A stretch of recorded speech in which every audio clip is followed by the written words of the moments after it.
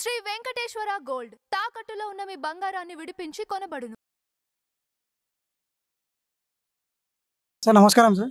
నమస్కారం అండి. సార్ ఇది గాలి భానుప్రకాష్ గారు వచ్చేసి రోజాని 2000 ఇస్తే ఏమైనా చేస్తుంది అని చెప్పేసి మాట్లాడు.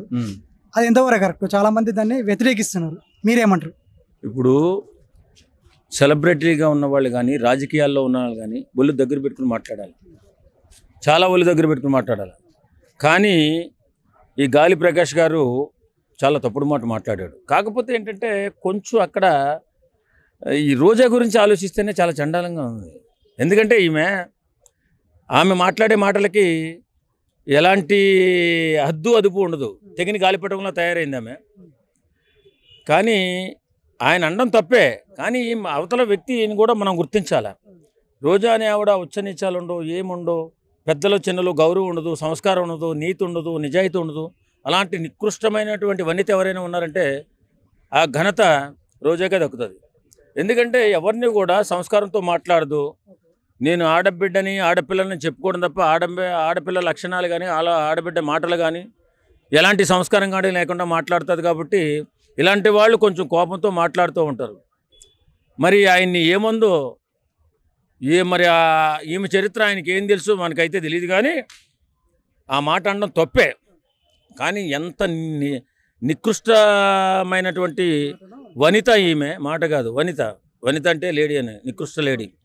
ఎంత నికృష్ట లేడీ అంటే చంద్రబాబు నాయుడు గారు జైలుకి వెళ్ళినప్పుడు టపాసులు కాల్చుకుని పెద్ద టపాసులు కాల్చుకుని ఎంజాయ్ చేసింది ఆ వనిత, ఆ సరిత, ఆ గాడిద. నిజంగా ఎంత సంస్కార విహీనురాలంటే పవన్ కళ్యాణ్ గారు నిరంతరం పేద ప్రజలు ఎలాగా వీళ్ళ జీవిత ప్రమాణాలు ఎలా బాగుపడాలా అని నిరంతరం తప్పిస్తూ ఉంటే ఇంకా ఎవరిని కూడా వదిలిపెట్టదండి ఈ రోజా అనే ఆడది. ఇప్పుడు ఒకటండి, తను మాట్లాడాలా కూడా ఆయనతో ఎవరైనా మాట్లాడిచ్చారా ఇట్లా ఈ విధంగా అని చెప్పేసి అనుకోవచ్చా? ఇట్లా ఎవరు మాట్లాడించరండి. ఇప్పుడు నాతో ఎవడు మాట్లాడిస్తాడు? నాకు నచ్చినట్టు నేను మాట్లాడతాను. నేను పబ్లిక్, నేను ఎవరో తెలియదు, నా ఇష్టం వచ్చి మాట్లాడతా. రాజకీయ వ్యవస్థలో ఉన్నవాడు కానీ సెలబ్రిటీ ఎవరైనా కానీ సినిమా యాక్టర్ కానీ ఎవరైనా కానీ ఒళ్ళు దగ్గర పెట్టుకుని మాట్లాడాలి. ఎందుకంటే మిమ్మల్ని కొన్ని లక్షల మంది అనుసరిస్తూ ఉంటారు, చాలామంది యువత అనుసరిస్తూ ఉంటారు. మీ మాటల్ని ప్రభావితం అయ్యే మాటలు ఉంటాయి మీ దగ్గర. కాబట్టి అలాంటి సన్నాసి మాటలు మాట్లాడకూడదు ఎవరు కూడా, అది ఎవరైనా మాట్లాడకూడదు. కాకపోతే ఇలాంటి రోజా గురించి మాట్లాడాడు అంటే పెద్దగా బాధ అనిపించట్లా. ఎందుకు బాధ అనిపించట్లేదంటే ఆమె ప్రవర్తన అలా ఉంటుంది, ఆమె ఆహోభావాలు అలా ఉంటాయి. 15 సంవత్సరాలు ముఖ్యమంత్రిగా చేసి ఎంతో పేరు ప్రఖ్యాతులుండి 70 సంవత్సరాలు దాటిపోయినటువంటి వ్యక్తిని అరెస్ట్ చేస్తే ఆడది ప్రవర్తించినట్టు ప్రవర్తించింది ఆమె. అంత గొప్ప వ్యక్తిని. ఇప్పుడు మనకి ఎన్నో గొడవలు ఉంటాయని రాజకీయాల్లో, అంటే మనిషి బాధపడుతుంటే సంతోషిస్తే మనస్తత్వం. అలాంటి మనస్తత్వం ఉన్నవాళ్ళు ఇలాంటి ఎవడైనా మాట్లాడినప్పుడు అయ్యో పాపం అనాలని అనిపించదు, దాన్ని ఆడదని అనిపించదు.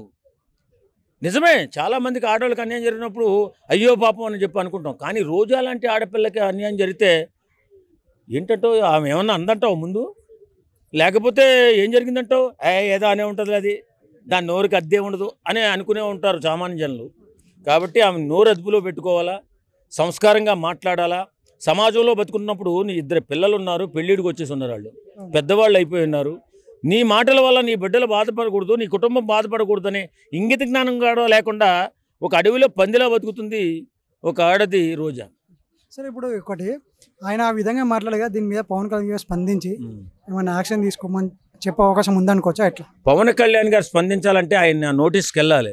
ఆయన ఏ కార్యక్రమాల్లో ఉన్నారో స్పందిస్తాడు, తప్పనిసరిగా స్పందిస్తాడు. అలాంటి మాటలు పవన్ కళ్యాణ్ గారు ప్రోత్సహించడం నిజంగా ఆయన గొప్ప వ్యక్తిత్వం ఉన్న వ్యక్తి. ఈ రోజానే అలాంటి మన పవన్ కళ్యాణ్ గారిని కూడా ఉచ్చనీచల్లో కూడా మాట్లాడి ఎవడరా నువ్వు మా జగనన్న అనడానికి, మరి అప్పుడు నువ్వెవరితోవే అని చెప్పంటే బాగుంటుందా? ఎవరితోవే నువ్వు అని అంటే బాగుంటుందా? అదే నేనేమంటానంటే రాజకీయాల్లో నువ్వేదన్నా మాట అంటే దానికి డబల్ అంటారు కదా, మరి అది తెలుసు కదా. నువ్వు ఎదుటోళ్ళని ఎదవ అంటే నిన్ను డబల్ రెండు ఎదవలు అంటారు నిన్ను. కాబట్టి నువ్వు సంస్కారంగా బతుకు, సంస్కారంగా ఉండు, సంస్కారంగా మాట్లాడు, సంస్కారంగా రాజకీయం చెయ్యి. అంతే తప్ప ఇష్టానుసారం మాట్లాడతానంటే ఇలాంటి వెనకాల నుంచి ఇలాంటివి వస్తాయి. వాళ్ళను పాపం నిజంగా ఆయన మాట్లాడిన మాటలు చాలా తప్పు. అలా ఆడబిడ్డను అనకూడదు. కాబట్టి ఇలాంటి దాన్ని అన్నందుకు మన పెద్ద బాధగా లేదు మాకు.